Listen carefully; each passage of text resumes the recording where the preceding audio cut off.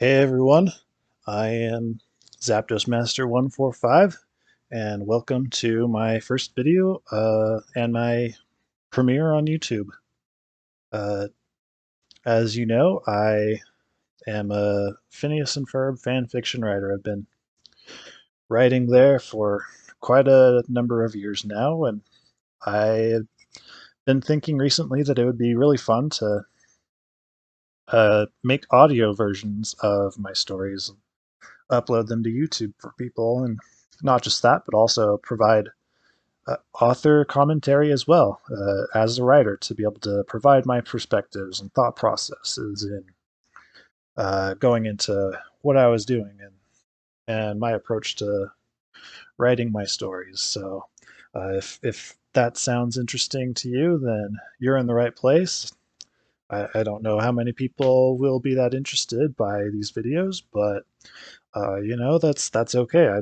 I'm doing this for fun, just like writing fan fiction. It's a hobby for me. I do it for fun because I like it.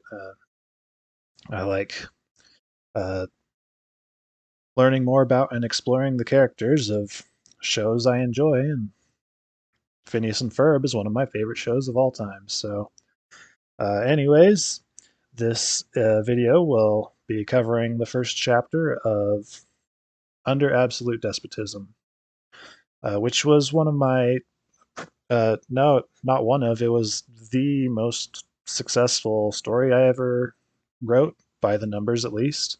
Um, for example, as you can see here, I'm looking at the story information on my profile here, and uh, 79 reviews and over 8,000 views. They're not huge numbers by any means, uh, not even hitting 100 reviews, but still, for me, this is my personal record. And uh, so, yeah, I was thinking that we would first cover the story summary and then read the chapter, and uh, any commentary I have, I'll just say it as we go along. And uh, at the very end, I will cover the reviews for this chapter as well and kind of give my thoughts and commentary on them. So that's going to be the outline and how we'll be progressing today. So, um, yeah, let's begin. So, for starters, uh, under absolute despotism, uh, we'll start in the summary here. Disaster strikes on the 4th of July, and a mysterious platypus saves the lives of Phineas and Ferb. Uh, the story summary, there's kind of an art to them, and you're trying to hook readers' interest. Since this little blurb is all they see from the story feed, you have these 384 characters to try to convince someone to that your story is going to be worth checking out. And what do you put there? So this is what I put. So yeah, I hinted that, ooh, maybe a mysterious platypus. Ooh, maybe Agent P's secret is going to be revealed. Ooh, that's going to be exciting. Happens on the 4th of July. For somebody who hasn't read the story before, that could be a way to pique their interest. One crisis leads to another when Phineas accidentally learns of Isabella's crush. Exclamation mark. Ooh, that would be crazy shift to the status quo. Wow. Super cool, super interesting. So maybe that would get somebody interested in reading the story. All the while, a wicked threat looms somewhere in the distance watching. And so much more. You don't want to miss this one. So yeah, that was what I figured would be the most catchy sort of way to get somebody to click on my story and check it out. So here we go. Uh, Under Absolute Despotism was published in July of 2014. So yeah, it's been a few years. This recording is May of 2022. So almost 8 years. And wow, pretty long time since I wrote this story. Under Absolute Despotism, of course, was kind of my first really big story. It wasn't just a short, like a real episode type of thing. It was actually a higher word count, kind of more complicated, involved plot with more lengthier themes being explored. So, uh, uh, to a smaller extent, my previous story, "Can Summer Last Forever," did do that. Was a little longer, but it was still kind of, I feel like, the length of maybe a extended hour-long special or something. It could have been the finale to the show. Whereas Under Absolute Despotism, it's bigger. It's a bigger story. It would be more maybe a full movie length or something, or even a full novel length. Almost is a. I don't think it'll show a word count here, but it was like 80,000 words or so, something like that. So kind of a long story, almost novel length. Yeah, we can start with the preface, uh, which reads, "Before I say anything, it must be noted that I do not own Phineas and Ferb." But you probably already knew that, just had to get the technicalities out of the way. So the tradition in fan fiction is that you always make a disclaimer when you're starting a new story. "I do not own this. Please don't sue me. Please, I'm not making money off of selling the story." So I don't know if that's really necessary, but it seems to be tradition, at least around here. So there you go. There's my disclaimer. This story is to celebrate the 4th of July, the American Independence Day. As such, it may come off as a little ethnocentric in places, but more than being about the USA, my native country, it is also intended to celebrate freedom everywhere. And I hope that's something we can all respect. Either way, it is still a fictional story with a heavy helping of improbable science fiction, namely time travel, as we'll see. So, any similarities that exist between this story and other stories, or even real life, are purely coincidental. So, yeah, that's just me saying or acknowledging that fan fiction can reach a global audience, and there might be people who aren't Americans who would be reading the story, and I hope that they can still appreciate it, even if they don't fully, aren't as fully aware of American history and American heritage, and maybe they aren't as knowledgeable about the Revolutionary War, for example, or something. So, just trying to acknowledge that and hope that people can still enjoy the story, wherever you're from. So, yeah, my sincerest hope is that you will enjoy it. My second most sincere hope is that you will review as well. Thanks and happy reading. So, yeah, there you go. That's always what I have in mind when I'm writing a story. Is I hope that people will like what I have to say, and I certainly like my stories. I'm biased, of course, but I think all my stories are pretty cool, and either they have uh, cool. They're either cool or they're funny in some way, or they explore uh, characters from the canon in what I think is new and interesting ways that other people might like. So I definitely like them, and sharing them on fan fiction is a way to try to help other people appreciate that as well. And so I really do like just enjoy the process itself of creating and writing and storytelling as a whole as an art. But my second most sincere hope is that you'll review as well. I'm always starved for feedback from somebody to let me know if they liked the story or if they hated it, or what it needs to be better, and so on, etc. So the I'm always trying to be an example whenever I read a good fan fiction. I try to leave a review saying what I liked about it, and I hope other people uh, do too, because it makes a big difference. It helps with motivating you, and it helps you know what you're doing well and know what you maybe need to tweak a little to try to improve it. and become a better writer yourself and learn and grow yourself. And so it's all really important. And reviews, literary criticism as a whole is almost as important as the enjoyment and escapism of listening to stories and telling stories itself. I think that criticism is just as important as long as it's done in a respectful and constructive way and trying to help the creator learn and develop and grow in their own way and in their own right. So, yeah, with that, let's get on with the story. Chapter 1. Headquarters, Department of Homeland Security, Washington, D.C., July 7th, 2049.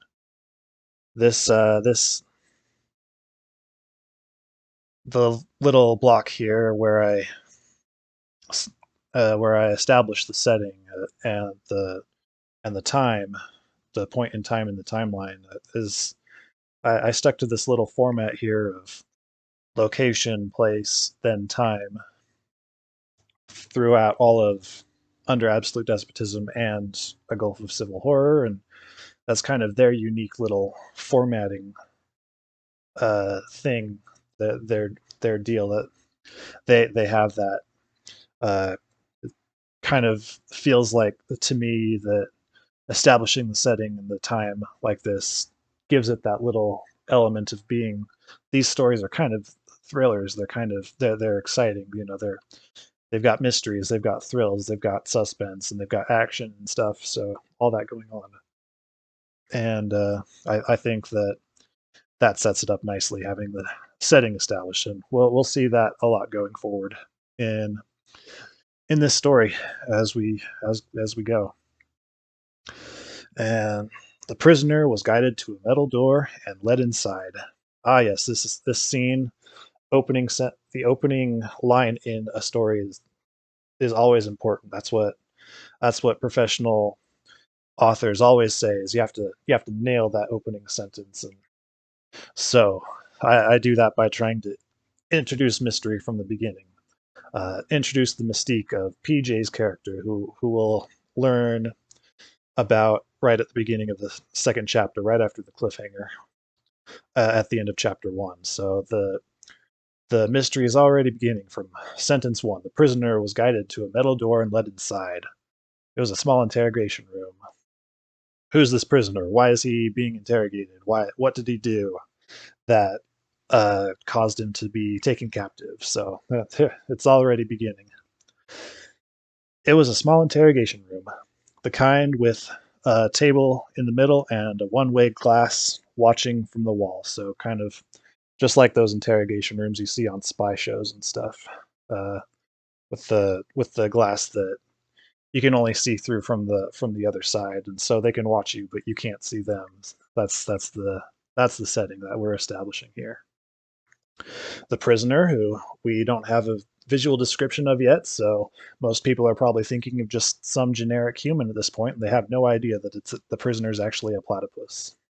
The prisoner was roughly handled onto the chair, facing the dark window, causing him to wince slightly as he was still recovering from his wounds of the past few days.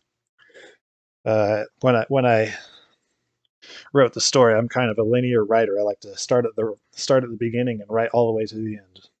Uh, sometimes writers will recommend if you get writer's block, you get stuck somewhere, just pick up somewhere else, write a different part of the story until you get over your writer's block, and that's how you handle it.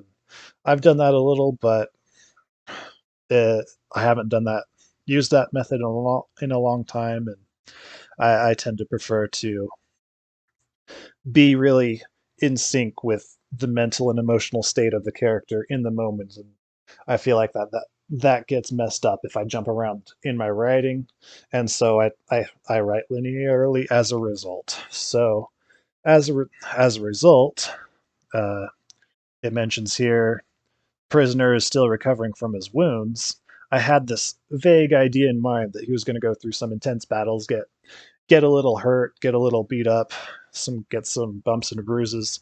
So I had a vague idea of the battles PJ was going to have in the story from the get go, but I hadn't pinned down the specifics yet, so I didn't know what specific wounds to describe. Um, but I also didn't have a clear plan for the timeline, how long of a course of time the story was going to unfold over.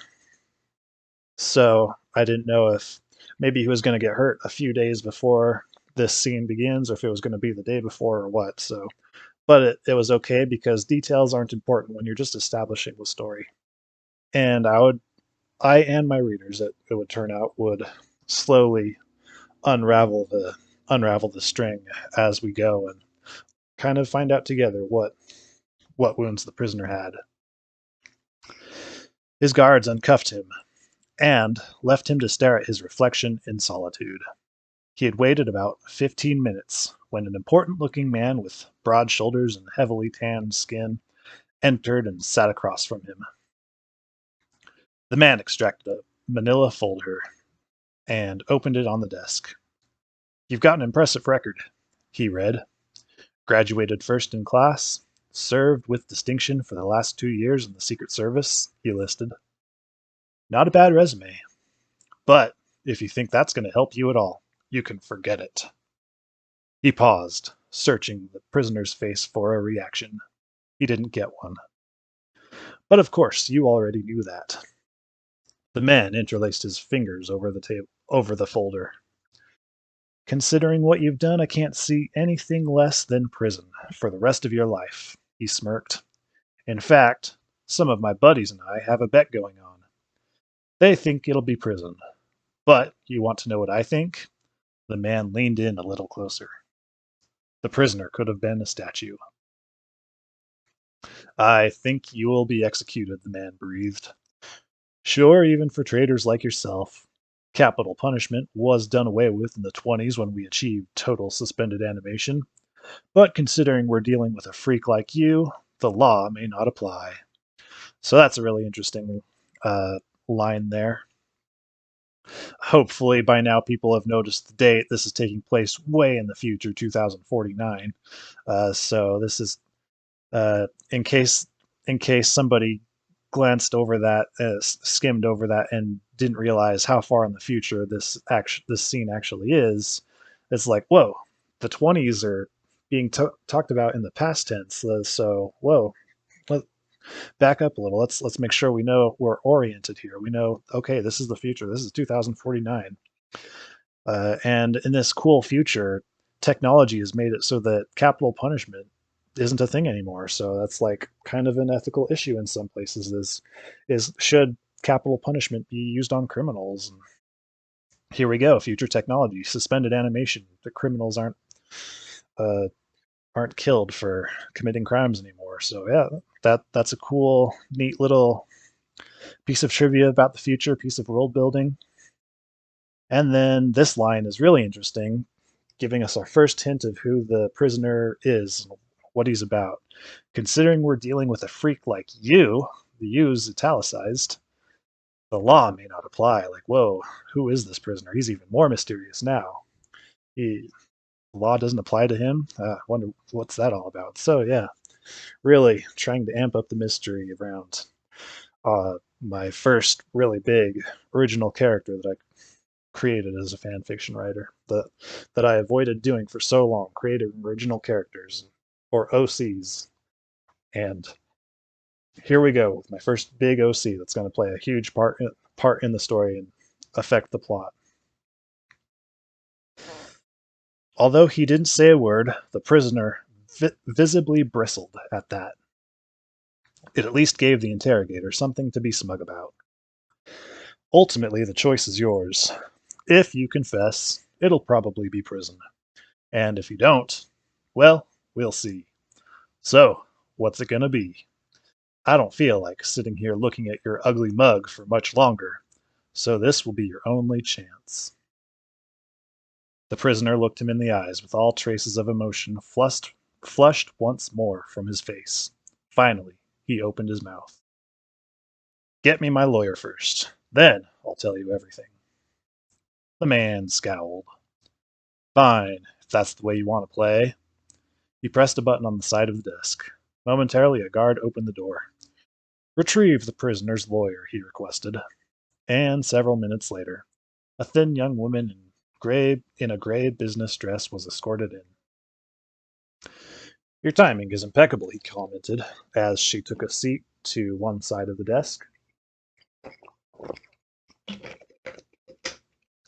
Luckily, I was already on my way over, she said in return, pulling out some equipment from her brief purse. They turned to the prisoner. All right, the interrogator said. Let's get this over with. You can start by telling us why you attempted to assassinate the director of the CIA. There we go. We finally get our first clue about the prisoner's identity. Apparently, he tried to assassinate the director of the CIA. That sounds pretty bad. No wonder he's a prisoner. Closing his eyes, the prisoner took a deep breath. To fully understand what I did, he explained, you have to remember who I am. As a member of the Secret Service, it is my job, no, my duty to. I guess I should back up. I did already mention uh, the prisoner's resume somewhere close to the beginning. He graduated first in class, served with distinction the last 2 years in the Secret Service. So yeah, makes you wonder why, if he's in the Secret Service, would he try to assassinate the director of the CIA? Also, one little detail, being a good writer is all about knowing what details to include and what details to leave out. And the detail I left out here is PJ graduated first from Alka Academy, same academy that Perry the Platypus attended. So PJ was first in his class.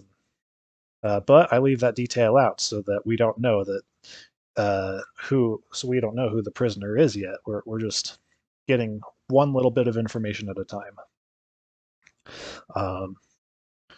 Both to make the mystery last a little longer and keep the reader interested and engaged for a little longer, but also to not overload the reader with too many details all at once.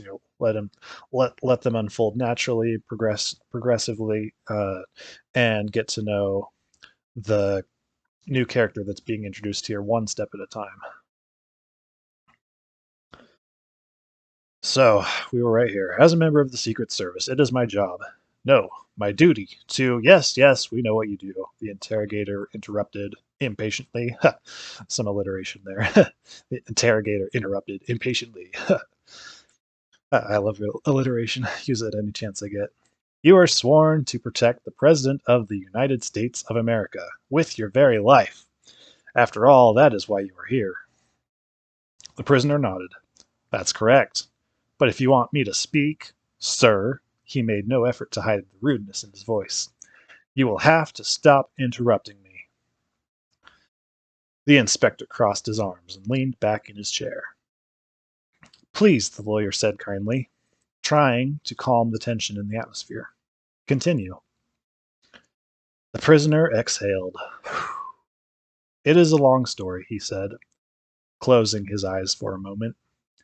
I don't expect someone who didn't actually experience it to believe me, but I assure you it's all true. The interrogator rose suddenly. Stop stalling, he barked, slamming his hands down on the desk. I'm getting sick of the theatrics. Well, if you keep interrupting me, you're only going to make it take longer, the prisoner shouted back unflinchingly, bristling in his seat once again. Oh, that's a typo. That T should be lowercase because it's describing the same. It's describing how he's saying this. It's not. He said that, and then and then he performs another action. So that T should be lowercase. Whoops. I'm not perfect. I'm sure we'll find all sorts of old typos creeping in as we get going. Prisoner shouted back unflinchingly, bristling in his seat once again. The woman stood and leveled herself with the interrogator, displaying an alarming amount of fierceness herself. Some alliteration again. Alarming amount. Not very much, but Just two words count as alliteration. I guess two words back to back still technically counts, but it's not as impressive until you get going to a longer chain of words. But anyways, he has the right to tell his story. She glowered at the man. Does he? He snapped back. Do any of his kind have rights? He's a traitor.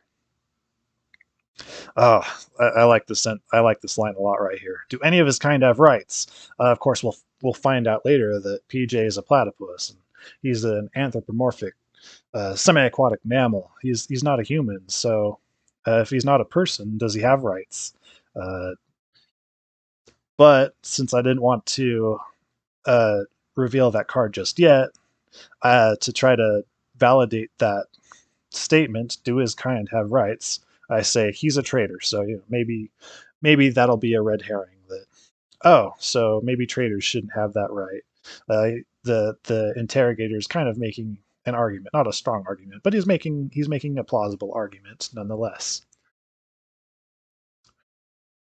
Remember the words innocent until proven guilty, the lawyer replied. They are one of the many inspired ideals upon which this nation was founded. Unless there's something else you want to say. After a tense moment, the interrogator murmured a soft, "No, ma'am," and retook his seat.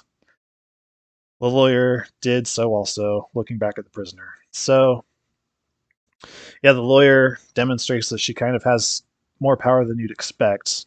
Unless there's something else you'd want to say, that line doesn't make a ton of sense on first blush until you realize that anthropomorphic animals like PJ uh, are kind of treated as second class citizens in the future. They aren't treated quite the same as your normal human being, your normal American citizen.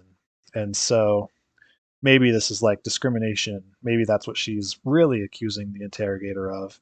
And he doesn't want to respond to that accusation. So he backs down.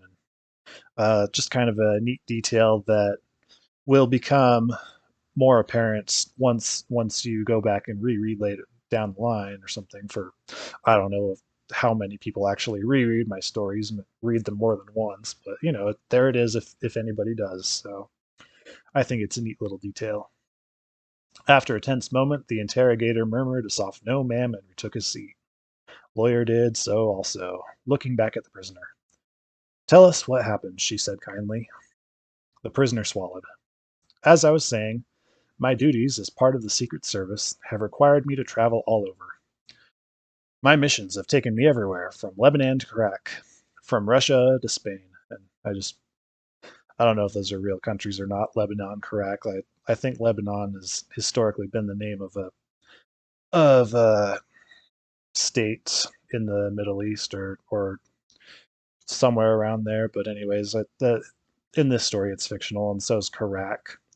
Uh, it just sounded like the word Iraq, the country Iraq. So Iraq, but it's a palindrome. There you go. My obsession with palindromes goes clear back to as far as this story. It's maybe you could say that's a bit of foreshadowing into a more distinct plot beat in Gulf down the road, but not really. It's just palindromes. Palindromes are cool. And just trying to really show how impressive this prisoner actually is if you overlook his accusations of supposedly trying to assassinate the director of the CIA. So here we go. His missions have taken him from Lebanon to Iraq, from Russia to Spain. Like, oh, ooh, impressive. Once I was even stationed briefly at Mars. Ooh, even more impressive. Wait, what? Mars? Oh, that's another planet. Oh, this is the future. Again, reinforcing that this is the future. Technology has advanced, and uh, as you would expect in a world where Phineas and Ferb live, technology should and would advance, and they would probably play a big part in that. And even though despotism doesn't explore that a lot, it's something that I definitely thought a lot about as I was writing, something that's taking place when all the kids are grown up, and they must have uh, done something to change the world. Even in Quantum Boogaloo, you already see the progression of technology. Just when the kids go meet up with Candace 20 years in the future. So Yeah, so that's just kind of a little detail that even though it's a tiny detail, it does go to show you the the that I'm trying to, you know, do some world building here and make it cool, make it interesting. But 2 weeks ago, I was assigned on a mission to somewhere even I've never been before. Now, I'll ask you once again to let me tell my story, no matter how strange it gets. That is the only way we're gonna get through this. He waited for the other two to nod before continuing. Because it is a very long story. So long, in fact, that it began 35 years ago. Dun dun dun. Back to Danville, USA, July 4th, 2014. We can go back and see, oh, this was published July 1st, 2014. So that was just bam, this was published, and bam, 3 days later was when the real story is starting. This is present time. Uh, Presumably the same summer that the show is taking place in 2014. I think that you can look into looking up the what year that the summer takes place in of Phineas and Ferb, and you find that it's 2014 because one episode shows a close up of Doofenshmirtz's driver's license, and it says it expires in 2014, and that's the episode he gets his driver's license renewed in Gimmelstumps, or back in Drusselstein, I mean. And so that's how the show is definitively placed, that it takes place in the summer of 2014 or whatever, even though the show started airing clear back in like what 2006. So yeah, and and for some reason it's the same summer, but the early first season episodes, the characters are using the landline telephones with the long curly uh, wires connecting the phone to the jack the phone would get placed on. You know, those things from the 90s that are a relic now, but you'd used to twirl your finger inside the curly wires when you're talking on the phone to someone back then. Yeah, so uh, even though those are in the early episodes of season one, but later on by seasons 3 and 4, everyone's progressed to having smartphones, just like real world, because those episodes were actually produced and released, 7 or 8 years apart from each other. So it's just funny. But anyways, yeah, fun facts about Phineas and Ferb that maybe you knew, maybe you didn't. Uh, that's what you get when you read every single article on the Phineas and Ferb fan wiki. You learn stuff like this. Um, uh, Very fun. Highly recommend if you're a big fan of whatever you're a fan of. Read every page, every article of that wiki fandom. Then be a true fan. Know everything there is to know. Yeah, be a true fan. That's my advice for today. uh, all right, Danville, USA, July 4th, 2014. Happy Independence Day, Candace! Phineas exclaimed brightly as his big sister padded barefoot down the stairs in her pajamas. Happy Independence Day, she said back, before inhaling deeply. Wow, Mom, that smells delicious. Did you forget our family tradition? Phineas teased. Mom always makes a big breakfast on the 4th of July. Candace quickly took her seat at the table. Good, 'cause I'm starving. What you cookin'? What you cookin'? Phineas chuckled and whispered to Ferb. Hey, Candace sounded like Isabella just barely. Linda proudly turned to face her children. Today's breakfast is blueberry pancakes with strawberry topping. I call them Freedom Flapjacks because they've got red, white, and blue. Oh, I should probably be trying to do the voices, but I don't know how badly I want to uh, offend everyone here with my poor voice acting skills. I don't know. I don't know if I want to go there. We'll see.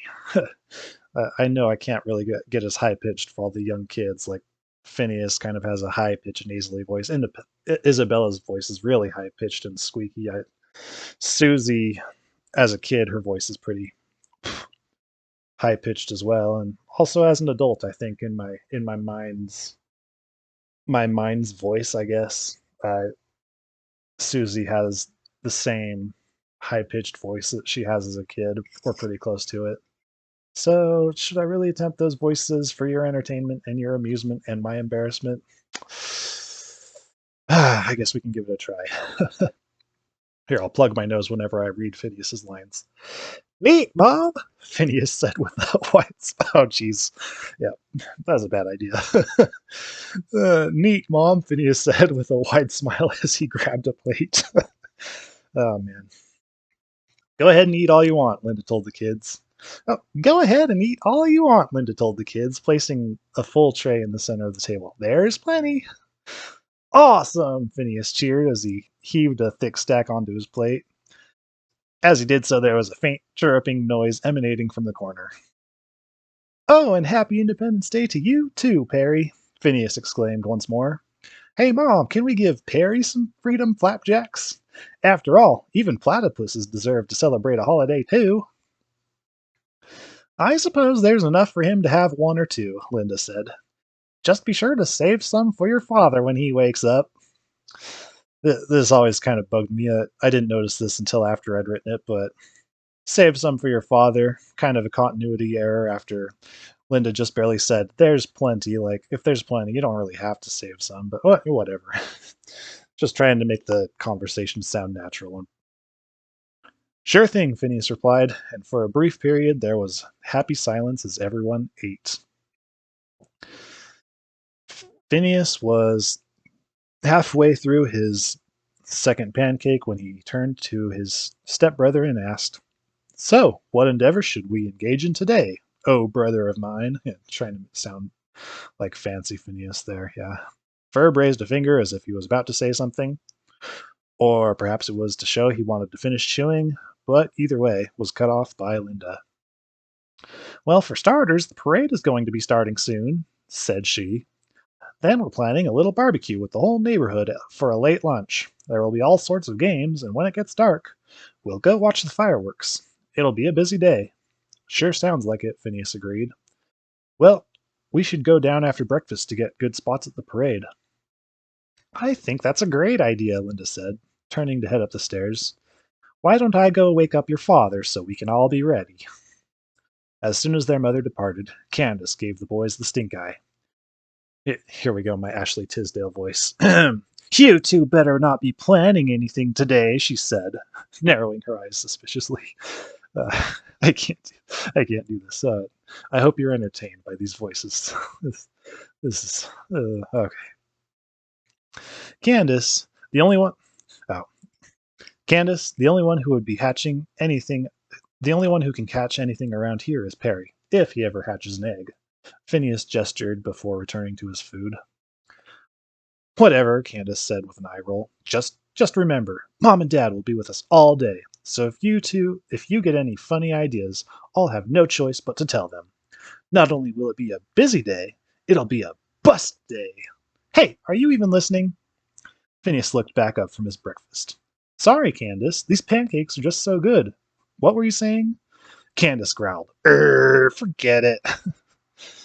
Just trying to be true to Phineas's character. He's always oblivious to both Isabella's feelings for him and also ever oblivious to Candace's need to bust him, and for he doesn't understand that and seems to never notice or pay attention to it. So I just kind of lampshaded that a little bit, a little over the little, a little heavily there, but oh well. Phineas finished his plate and saw Ferb do the same. As he stood, inspiration struck. That's it. Ferb, I know what we're going to do today. Da-da! Oh, yeah, now we're doing sound effects, too. I'm probably better at sound effects than voices, for all I know. Maybe the voices will get better when I get to Doofenshmirtz. We'll see. Or Monogram. Maybe I could do a good Monogram voice. Yeah, we'll see. And before Candace knew it, they had both speedily vacated the kitchen for the backyard, leaving the girl alone with the platypus. That's weird. Usually someone's wondering where you are by now, she told her pet. Perry chattered back. There's my Perry the Platypus sound. Who knows if the microphone even caught that very well. Who knows if I can actually do it very well. Perry chattered back. Hey, I don't judge. says Candace, who probably definitely judges a lot. Irony. Anyways, also story transition. End of a scene. Here we go. The museum was closed for the holiday, so there was no one around to notice when the hall labeled Gadgets Through the Ages suddenly flared brilliantly with a strange, otherworldly illumination. In a moment, the light resided, and a dark figure crept past the shadows of the quiet wing. The personage paused shortly to gain its bearings before moving on, making its way to the city. There we go. Trying to sound ominous and mysterious and make it clear at this point, if the reader hasn't gotten it by now, this is going to be a time travel story. What else could this be about if some strange otherworldly illumination and Gadgets Through the Ages happens? We all know what episode that's from. We all understand that reference. This is going to be a time travel story. So, or at least hopefully by this point. If not, it'll become clear soon enough. Everyone in the Flynn Fletcher family, including Perry, waited piled in the car as Lawrence searched in vain for a convenient parking space. Aha! I see one! He spotted and hit the gas. That's another one that he should probably be, the H should probably be lowercased, since, again, it's describing him as he says that, not describing him after he says that, so he spotted and hit the gas, throwing the other occupants back in their seats in a mad dash to beat a silver Jeep to the spot. Great, Dad, Candace replied sarcastically as she pushed her hair out of her face. Remind me to drive next time. At least I have parallel parking down. And I don't drive on the wrong side of the road. Throwing some serious shade there, Candace. Always have to bring that up, don't you? He replied with a mild tone that said he didn't take offense. Since that's Lawrence for you, he's always mild-mannered. Couldn't offend him if he tried, probably. The family stepped out of the car to join the thronging crowds on the trek to the parade route. The sun shone brightly from the deep blue sky above, and the day was already beginning to get very warm. Phineas carried Perry in his arms as they took in the sights and smells of the colorful surroundings. A series of shrill crackles and loud bangs nearby testified that someone had already begun dipping into his or her bag of fireworks. As the group moved through the concourse, slowly making their way about the streets, Lawrence suddenly spoke. Something had apparently caught his eye. I say, is that an antique peddler? He asked, pointing to a merchant by the way. I had better go look at this. With that, he broke from the others and disappeared into the multitude. Linda sighed. Sometimes your father gets a little too excited about these things, she told the children. You guys go on ahead and find a spot. Candace, you watch the boys until your father and I get back, she directed, before following after her husband. There you go, giving Phineas and Ferb a chance to do what they always do. Guess who just got put in charge, Candace smirked. Hey, where do you two think you're going? To the parade, Phineas answered over his shoulder as he and Ferb walked onward. Wasting no time. Mom and Dad are gone, time to get building. Aren't you coming? Gah! Candace bounded down the sidewalk to catch up. Mom said I'm supposed to be watching you guys. Well, that's good, Phineas replied, since we made one for you, too. Made one what? She asked. Again, that should be lowercase. A parade float, Phineas said, stopping. He pointed, and Candace saw two large floats decorated brightly, in red, blue, and white. One had a papier-mâché rendering of a platypus standing at inattention before a field of stars and stripes. I love that wording. Standing at inattention, because that's so pet form of Perry to do. The other being referring to the float, had a giant wooden fireside girl statue saluting the American flag. You guys made floats for the parade? Candace asked. We did, Phineas said. The one with Perry on it is for us. The other one is for the Fireside Girls troop. That's the one you get to ride. Of course, we all caught the reference there. that Candace is technically a Fireside Girl. She's technically part of the troupe, even if she doesn't like to be outside of the one episode of the uh, that she wants to go to the concert. Hey, Candace, Isabella greeted in full Fireside uniform. Uh, you did remember to bring your uniform, right? Candace wagged a finger at her brothers. Oh, you guys are so busted! With that, she turned on her heel and disappeared into the crowd. I think she's going back to get it, Phineas told Isabella. I don't know why that's funny, but I find that really funny that Phineas thinks Candace is sitting there raving about busting or something, whatever that means. And Phineas is like, she's probably just going to go get her Fireside Girl uniform. He has no idea. I don't know if anybody else thinks that's funny, but I do. Where is she? Mom couldn't have gotten very far. Candace said aloud as she searched the crowd in vain. Suddenly, a loud cheer erupted, signaling the start of the parade. Erg, I better find her soon. She scanned the area and spotted a fire escape ladder ascending the side of a nearby apartment complex. Perfect! Candace approached the fire escape and climbed, allowing her to see over the top of the crowd. Shading her eyes with her hand, she scoped near and far in search of her quarry. Her quarry. To one side, the parade marched on to the beat of the clapping crowd. Runners up and down handed out candy to small children, while floats flaunted their various waving VIPs. This is pretty much just me describing all the 4th of July parades I went to as a kid. That's what I always saw happening. And I don't know, maybe other parades aren't like that. I don't know. They probably not a good idea to give out candy or something these days. I don't know. It's a different world than what I grew up in. Maybe they do that, maybe they don't. Who knows? As the progression moved on, Love Handle made a brief appearance, singing a collection of patriotic songs. Good old Love Handle. They're my dad's favorite part of Phineas and Ferb. He always watches the Love Handle episodes. I can't get too much of my family to watch Phineas and Ferb with me, but he'll always watch the Love Handle episodes with me. He likes the old 80s music.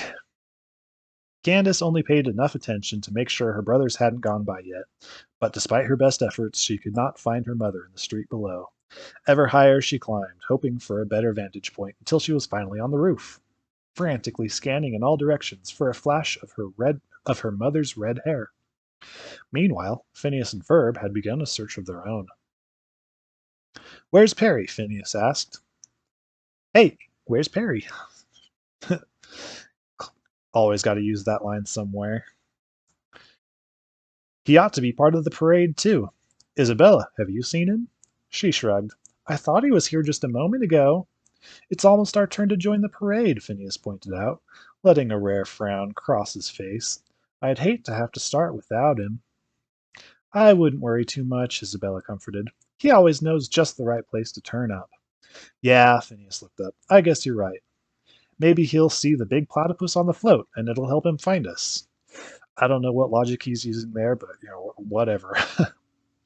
Isabella nodded.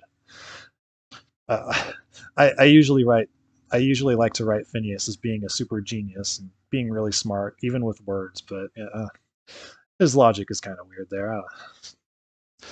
I don't know why I did that. I just did for some reason. I guess I don't understand my own logic either. Sometimes. Isabella nodded. The last of their preparations were finished by rolling the floats into place, and everyone went to their positions. Finally, it was their turn to advance and make their debut. You guys ready? Phineas called to Isabella and her troop. Ready! Ferb pressed a remote button and the floats began to crawl forward. The two floats entered the street side by side, greeted by the cheers of the crowds. Any worry Phineas had previously didn't show now as he smiled and waved with the others. An enormous banner behind him and Ferb displayed the words "Happy Independence Day," and megaphone speakers played "Stars and Stripes Forever." There was a boom as streamers and confetti burst from the front of the float, erupting like a thunder shower of red, white, and blue. The crowd loved it.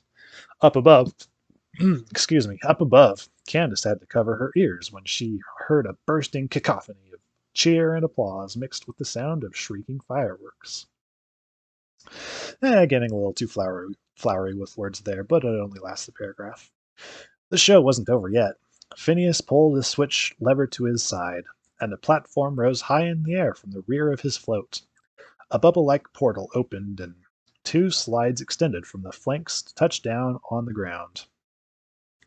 A bubble-like portal opened. Whatever that means. Just uh, Phineas and Ferb is such a cartoonish show that it's so hard to put into words what you're to verbally describe the visuals of that show being animated, especially in real time. And so that's always been a challenge in all of my fan fictions, especially in my like a real episode stories, trying to explain visually what's going on and the quirkiness and whimsicality of Phineas and Ferb's animation style. But uh, I always give it a good attempt. And so whatever a bubble-like portal looks like, uh, I guess I imagine some round uh, platform rising up from the back of the slide from the back of the float or something, or maybe uh, a bubble that floats out of the platform, like it actually floats because cartoon physics. There's no such that anything's possible. So maybe it floats like a bubble. I don't know, or maybe it's just spherical like a bubble. Whatever. Insert your own mental imagery there, and whatever you come up with works just as well as whatever I tried to describe. Two slides extended down from the flanks. So okay, the bubble-like portal has two slides. Okay, that makes sense. It's like slides coming down, and that's what the robots will. Uh, that's slides are what robots use as transport to get down to the ground for their musical number. Here in a second. Two slides extended down from the flanks to touch down on the ground. Then two lines of men popped up through a trap door underneath, and rhythmically slid down to form a dance circle on the street around the float. Here we go, dance number coming up. Upon closer inspection, the men who were now dancing in sync to the music from the speakers looked robotic. And not just because they were doing the robot. Robot, another typo. Robot should probably be capitalized. I don't know. It's the name of a dance, type of dance doing the robot. So I don't know. Are names of dances supposed to be capitalized? Like, would you capitalize the foxtrot or something? I don't know. It'd be good to Google and fix. Like I'm ever going to fix these typos at this point. They've they've been here for 8 years. They might as well just stay relics in the story at this point. That's kind of my position, unless they're too egregious and I just really have to fix them to not look dumb, to not make myself look dumb. Their features were mechanical yet distinctly represented every president of the United States in animatronic perfection and likeness. Hail to the Chief was replaced by a new upbeat tempo, and they started to sing in their techno robotic voices. Here we go, our first song. I was thinking about how to handle commentary on this, and as much as I'd like to say that I do kind of have a mental idea of the tune. By the way, I am not. I do not claim to be musically talented or have any experience with music writing or anything of that sort. Uh, as far as approaching this from a writing standpoint, I feel like I'm more just trying to write poetry that could be put to music. So it's just lyrics that could lyrical prose that could be have a tune put to them, but I'm just basically approaching it like I'm writing poetry, just trying to get basic the basic rules of poetry to apply, like rhyming. I don't know, and almost more or less the same number of syllables per line. That's like it. That's all. That's as far as I try to go with my music and songwriting, and it's always one of the biggest challenges. Every story is every episode of Phineas and Ferb is supposed to have a song to it. So how do I incorporate music into a fan fiction where readers are reading it with no tune. They're reading it in their head. They don't get any sense of, or they get much less of a sense of rhythm uh, as they're reading it themselves, probably quietly in their head or something. And so it's just a big challenge, but I do the best I can, and that's just me trying to be uh, just me trying to be, I guess, uh, loyal to the feeling or the mood of every Phineas and Ferb episode. And if I'm going to be a fan of Phineas and Ferb, I'll be a fan of every aspect of it, and that even includes music, which I am so terribly inept at.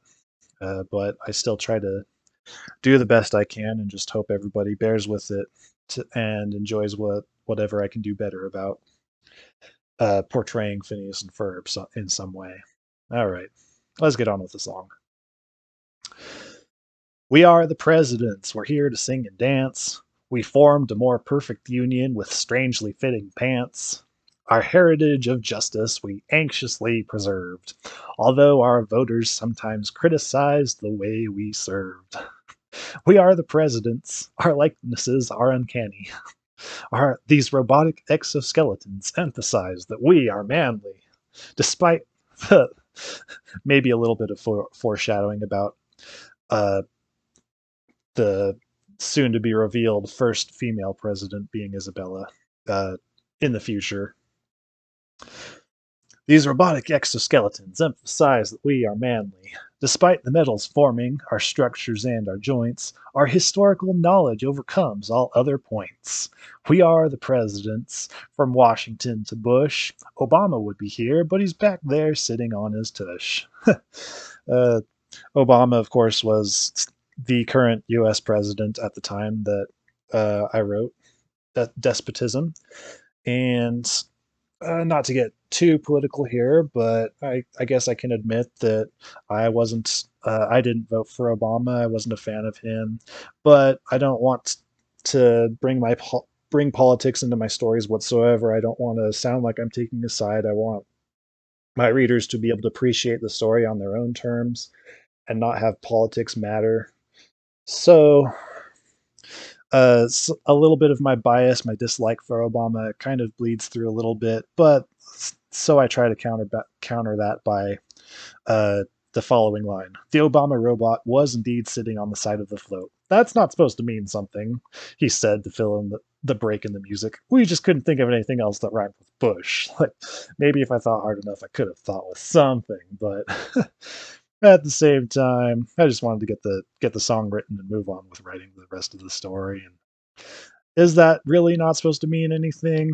Maybe, maybe not. Maybe I can express uh, my dislike of that president at the time just a little bit, but then we're going to move on because we don't want to get too political here. It's about the story. It's not about politics. It shouldn't be. It should be about the story should always come first, not your political agenda that you're trying to push. That should never come first in a story. That's my storytelling tip for the day. The song continued. We are the presidents, the executive branch, some say, with checks and balances in place to make sure we aren't kings one day. Some say it's a republic, a sure democracy, to keep such things in order and prevent anarchy. Also, I gotta say, this is probably the only decently written song out of all the songs I've written in all of my fan fictions. This is the only one that I feel like, oh, that's an okay song. Even if I don't really have a tune to it in my head, it's kind of more of a beat than a tune that I read it to myself in and that I was using as I was writing it. This is the closest thing I ever wrote to being passable musically, I guess. This was the best I could do, and it's all right. It's got some decent rhymes here, uh, and a pretty good beat. I think for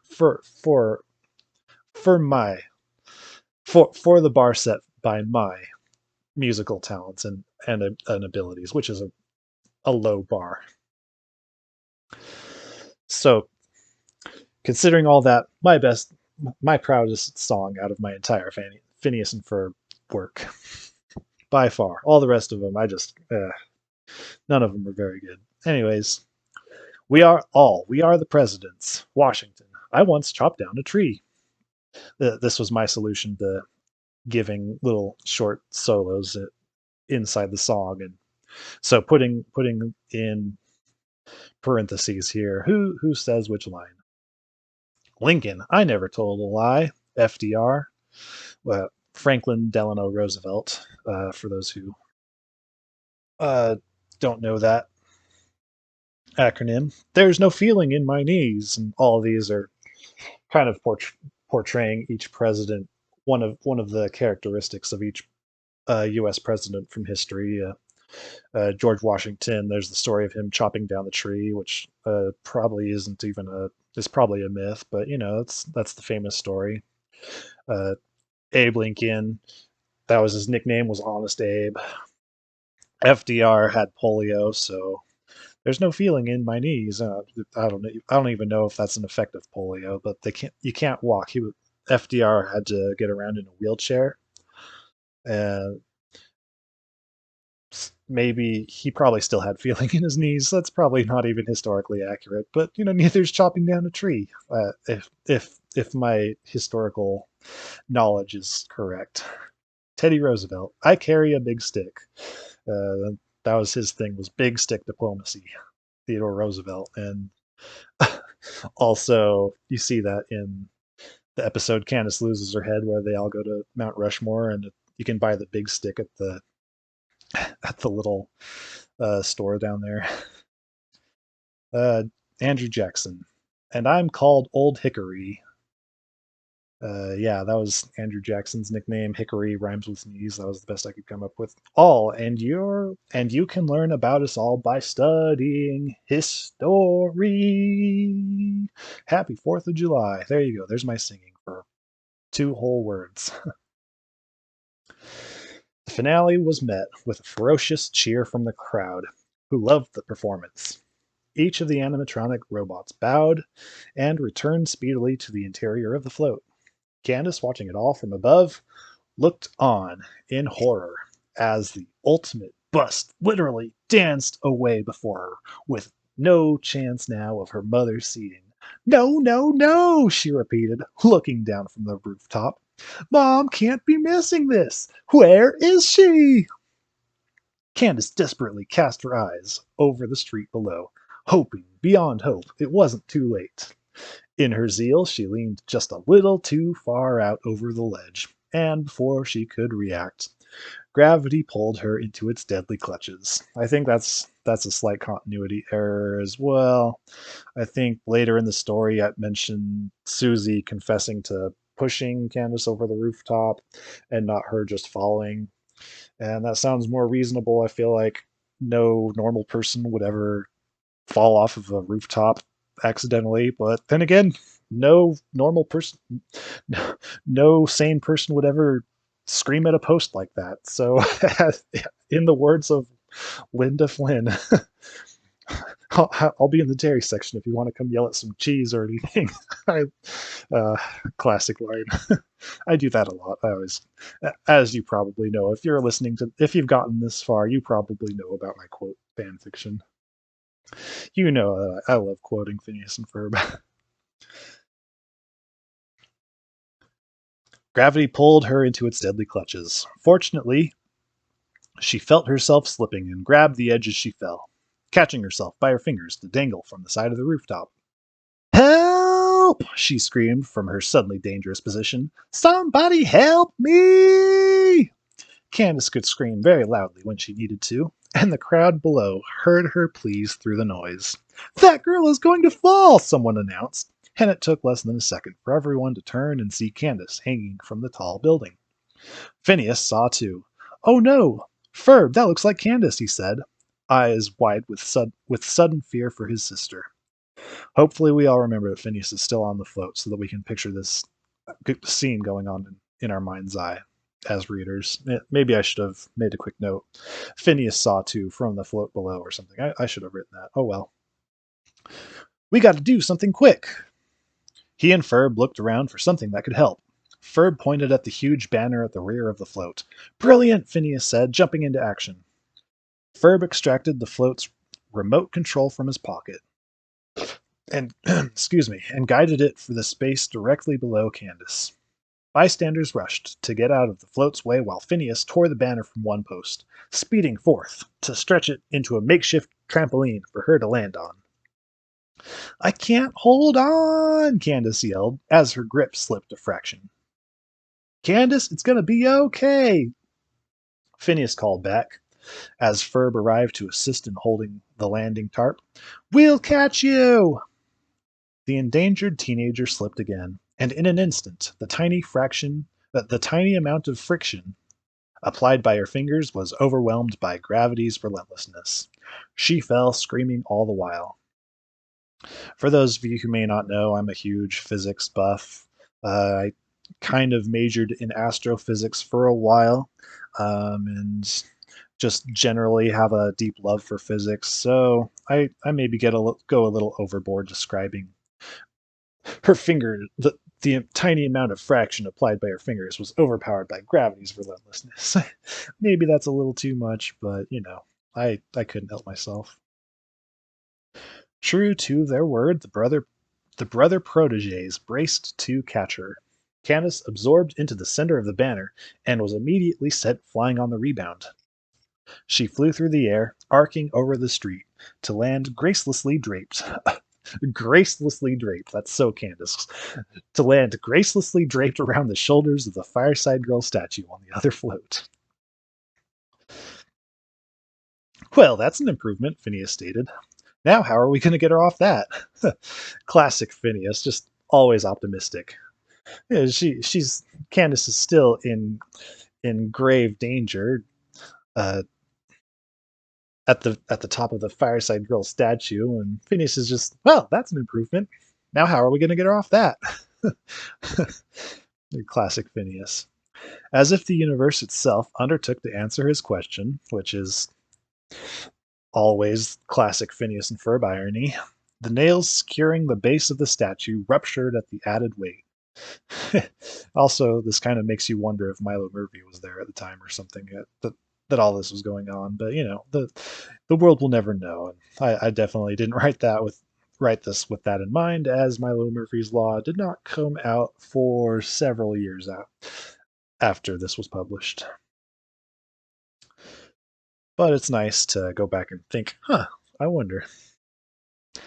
Nails securing the base of the statue ruptured at the added weight, and it tilted precariously to the side, sending Isabella and her troop ducking for cover. Bystanders on the other side of the street scattered now, as it leaned further, little by little, threatening to crash into the sidewalk.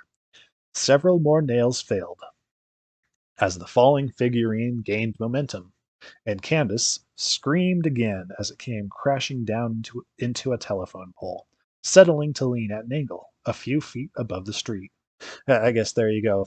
If Milo Murphy was there, then the statue probably wouldn't have crashed into a telephone pole, and provided that safe landing for her, it would have crashed all the way. So yeah, there you go. Maybe Milo Murphy was not there confirmed. Or maybe that's just cartoon physics at play. Miraculously, Candace wasn't hurt. Cartoon physics. Nobody ever gets hurt. No fall damage. Though the shock had left her momentarily stunned, and she flopped weakly onto solid ground. Candace, are you okay? Phineas ran to her side, followed by Ferb. Their sister grunted, and her face was a little pale, but she seemed to be all right. Yeah, she said, sitting up slowly. If by okay you mean I almost died and got crushed by your stupid statue, then I'm great. She's okay, Phineas told Ferb, as if clarifying to someone who couldn't catch the sarcasm, before assisting Candace to her feet. Upon standing and dusting herself off, Candace turned to her brothers and glowered. All right, not only did you two and your lame-o project ruin the parade, she seethed, indicating at the tipped fireside girl and the mess in the street. I almost got crushed by that thing. No harm, no foul, Phineas said, trying to calm her down. Ooh, you, erg, apparently too exasperated to do more than point and growl. Candace turned to the gawking crowd. What are you all looking at? She said before storming through their ranks, disappearing quickly.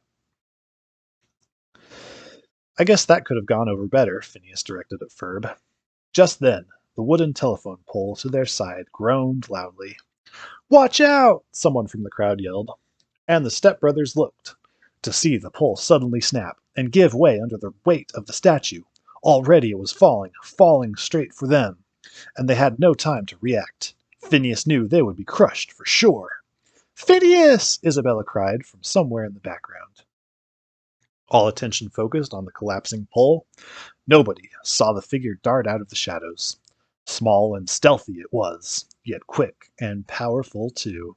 With lightning speed, the figure swept underneath to grab Phineas and Ferb with one arm each, pulling them into the air and blasting into the sky. Phineas realized that somehow he was still alive, and what was more, he was being held tightly in place by an unusually strong grip. One by one his senses came back online.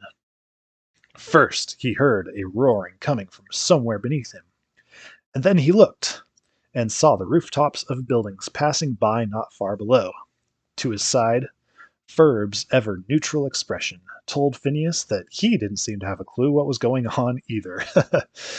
Great line. Ferb's ever neutral expression. Great word choice there. I'm patting myself on the back. You can't hear it, but I'm patting myself. Yeah. One particular rooftop below them neared and one particular rooftop below them neared, and they slowed down to land softly on its surface. Only then did the vice-like grip release him and his brother. Phineas immediately turned to speak. Thank you for saving, huh? The red-headed genius stopped short, with his mouth agape, when he saw Ferbs and his rescuer. Before him stood a short, muscular individual, who moved to unstrap his jetpack. The anthropomorphic figure was teal, with a familiar-looking beak and beaver tail, but the eyes were focused and very alert. Unlike Perry's pet form mode, where his eyes are unfocused and inattentive. Phineas could not believe his eyes. I just realized that probably could be confusing to some that I say eyes, but in reference to do two different pairs of eyes back to back like that. But anyways, Phineas could not believe his eyes, and he experienced a rare moment of speechlessness. Speechlessness is not usually a quality typical of Phineas. Ferb was taken aback just as much, but he was the first to recover his tongue. Perry? He asked, softly. The platypus smiled and shook his head before opening his mouth. Not quite, although I can see where you boys would be confused. Ah, dun dun dun! The end of chapter 1. What a cliffhanger! Ah, who's this mysterious platypus? We all thought it was Perry. We thought Perry just saved the boys' lives. We thought it was going to be for sure.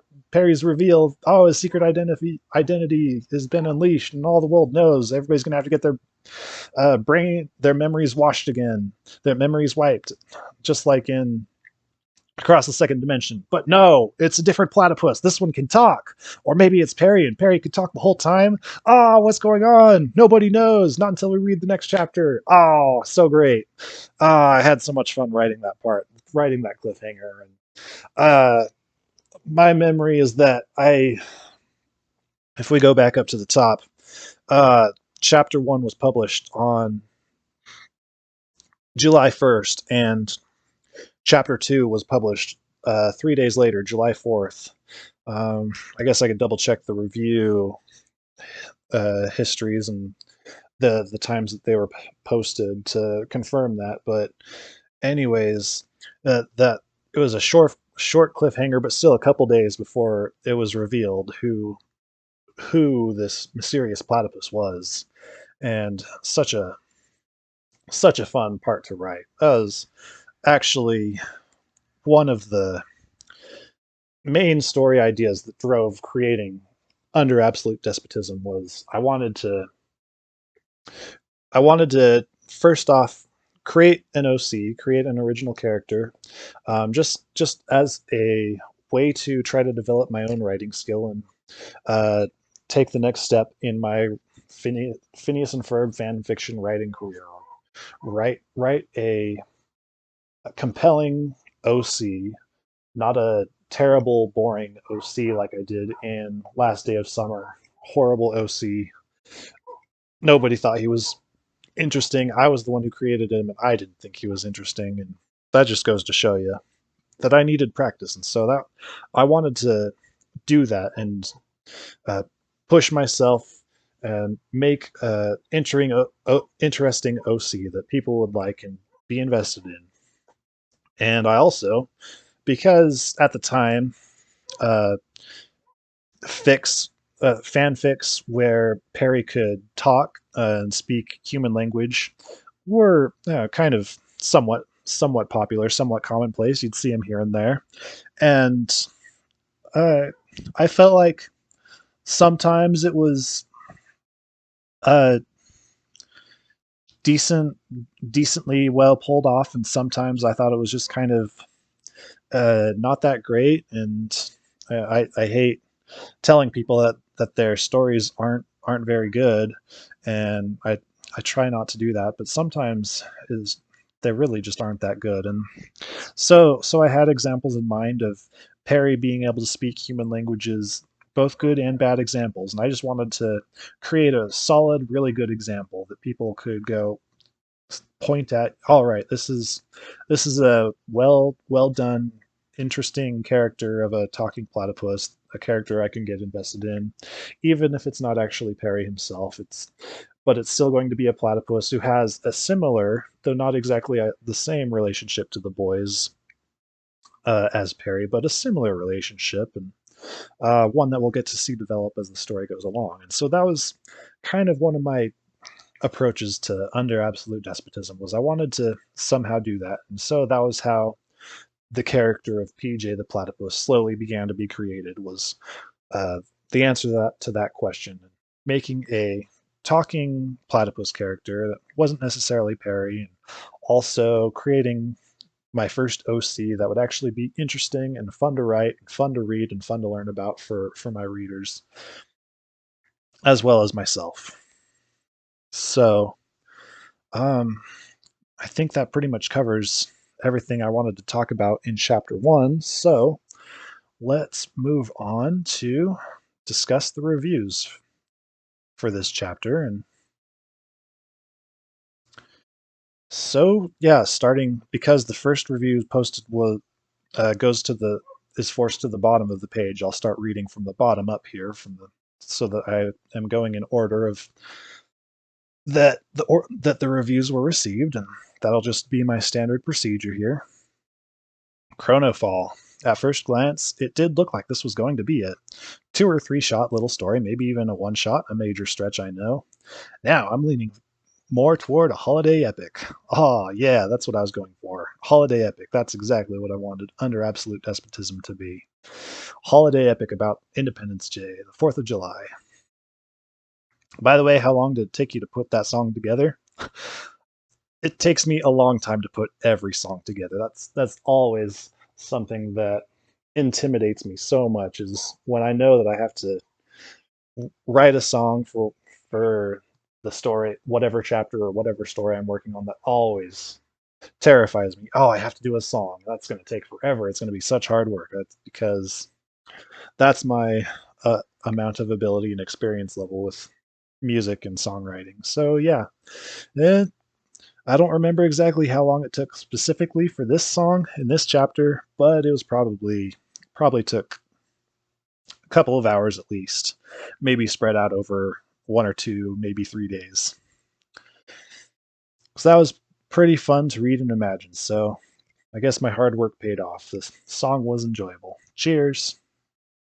Thanks, Chronofall, for the pleasant review. Fan, just a guest. What? A platypus but no Perry? You are messed up. Nevertheless, it was a cool opening. I think so too. Very good cliffhanger. The WGPM. Whoa, just whoa. That's what's called a cliffhanger. Yes, indeed. Yes, sirree. Not only that, but everything leading up to it. The intriguing exposition, the song, which was utterly hilarious, by the way. I'm glad somebody thinks so. The mortal danger. Whoa. You know, the first thing I thought when I read that line was, it's a ditto. No, it's not. No, it's not a ditto. And everybody learned about 2 or 3 days later it was not a ditto. Why would a ditto be in Phineas and Ferb? But yeah, the WGPM and I are good friends. We've known each other for a long time. We've talked a lot. Um, she has read most, if not probably all, of my stories, and I've read most of her stories, um, or I try to, anyways. And so we're both also big fans of Pokemon, and my username is Zapdos Master because Zapdos is my favorite Pokemon, and WGPM's favorite Pokemon is Charizard. Actually, one of our first interactions was I was trying so hard to figure out what that acronym was. WGPM. What does that stand for? And it took me a bit of thought to figure it out, but it stands for, and here's the big reveal: the WGPM. You've tried to keep the secret for so long, and I'm going to tell everybody. I'm going to spill the beans. It stands for the world's greatest Pokemon master. I figured it out. I PM'd her, well, DM'd her in fan fiction. It's called PMing, private messaging instead of direct messaging, but whatever. Same diff, same thing. And told her, hey, I figured it out. WGPM stands for World's Greatest Pokemon Master. And she was like, you got it. Yep. I solved the riddle. So, yay me. Patting myself on the back again because you can't see. Anyway, absolutely great start. Though I probably shouldn't expect anything less. Smiley face, happy Independence Day. Guest, named guest, a guest named guest. Really, really creative there. No, I should judge. But I should just be grateful for every review I get, uh, whether you have a profile or whether you're a guest. Thank you for your review. And the guest named guest says, you had me there for a minute at the beginning. I thought this was going to be a very serious, no nonsense story. Then the song. Flippin' loved it. It was perfection. Literally perfection. Thanks, I guess. Like I'm really self-conscious about my songwriting, but that was apparently a highlight for most of these comments. So, wow.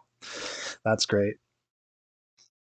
It was just like something off the show XD, which is a cross-eyed smiling face. And then the cliffhanger was like boom. I think that's another smiling face emoticon. Parentheses, open parentheses EX. That's a smiley face with the nose and cross eyes. By the way, I'm for your information, I am not a boomer, but I'm a little older.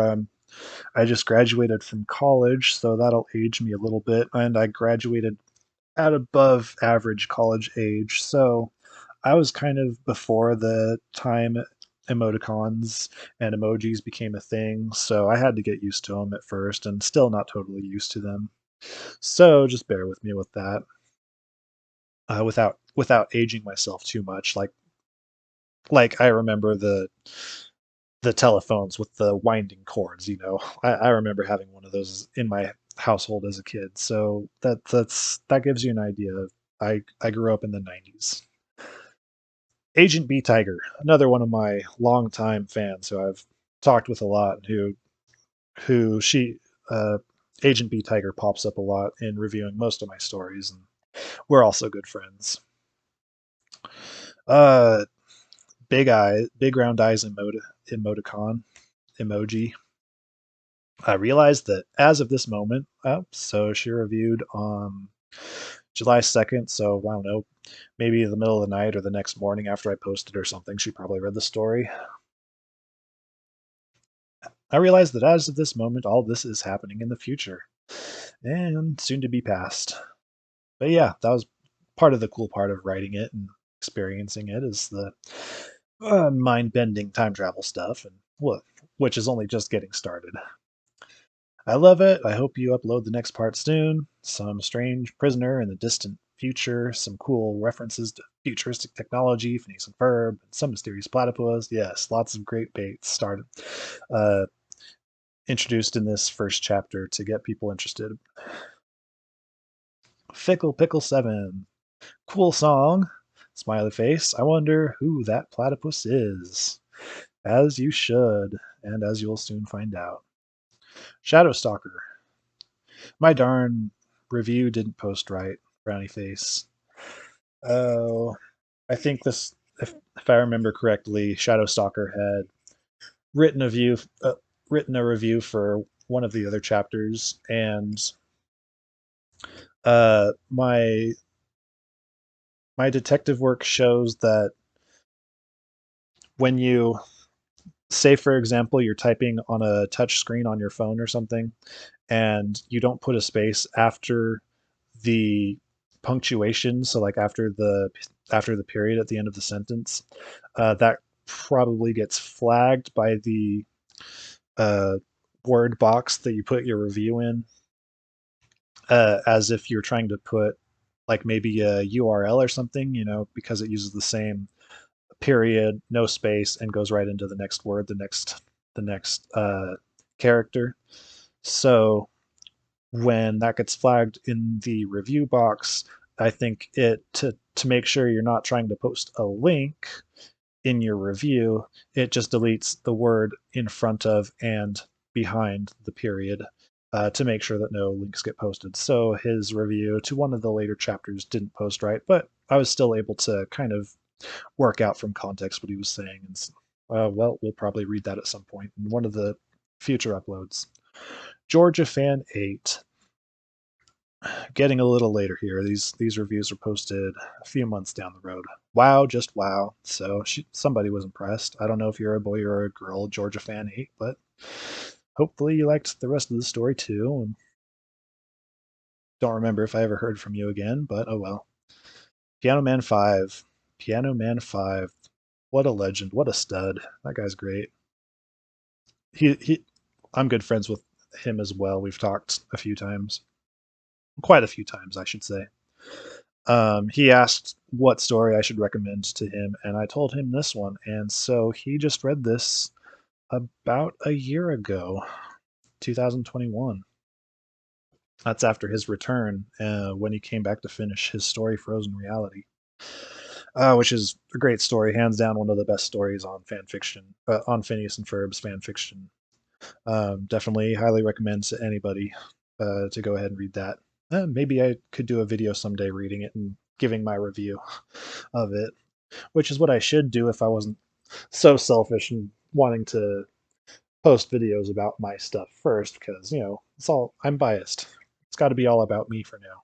But down the line, maybe I might do that. Maybe read and react to other people's fan fictions as well. That could be a fun extension of the review process. But anyways, let's see what Piano Man 5 says.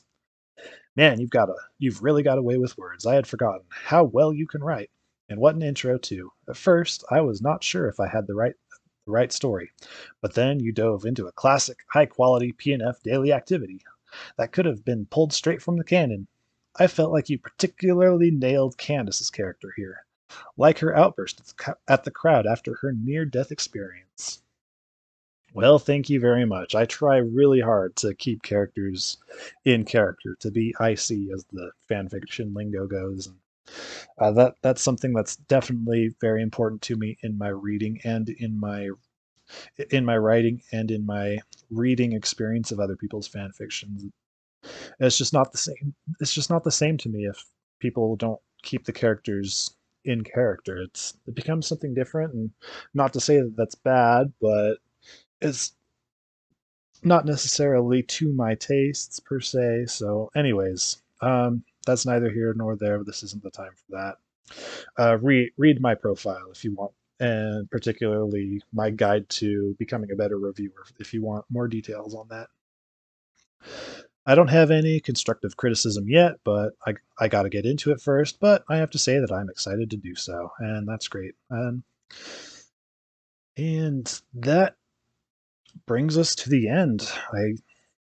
I guess that's about all I have for this video. So yeah, that's the structure I want to stick to going forward, and I feel like this would be a fun way to bring some of my old Phineas and Ferb fan fictions back around and bring something new to them, bringing this commentary. I feel like I didn't have tons of stuff to say since we're only just getting into the first chapter here, and some of the juicier, heavier details with more backstory going into them is going to we'll have ample chances for that in the future chapters when we start getting into the real nitty gritty of the story of the plot. So that'll be fun, and this is going to be a long, fun project, and I feel like I need to start strengthening my voice because the chapters will just keep getting longer from here. Uh, unless I mix it up a little, do other stories. I'm thinking that aside from Despotism, I want to do this for uh, In Praise of Romance, the first one, and also Lovetopia, the sequel. And I want to do this for A Gulf of Civil Horror, which is Despotism's sequel, and probably Can Summer Last Forever, and then we'll go from there if I want to do some of my other stories as well. Maybe Meta, which was my Doki Doki Literature Club fanfiction, because I also feel like there was a lot that went into writing that story that is like hidden Easter eggs in the spirit of Doki Doki DDLC, which was a game full of Easter eggs, or well, not Easter eggs, but like treasure hunts and um, finding something that would lead you to somewhere else that would give you more insights to the story. So, anyways, sticking with Phineas and Ferb for now, those are the stories I would like to continue this process for and probably continue to do one chapter at a time. I don't know, maybe once the chapters start getting really long, like when we're talking Lovetopia's chapters that are no longer 2,000 words, but are going to like 10,000 words per chapter, those would probably be better off broken into multiple videos, but I'll figure that out when I get to it. I'll cross that bridge when I get to it. Anyways, this has been chapter 1 of Under Absolute Despotism. We got introduced to the mysterious platypus. We saw him save Phineas and Ferb's lives, and the story will just keep getting better and cooler and more awesome from here. So, once again, I'm Zapdos Master 145, and hopefully I will see you again next time. Bye.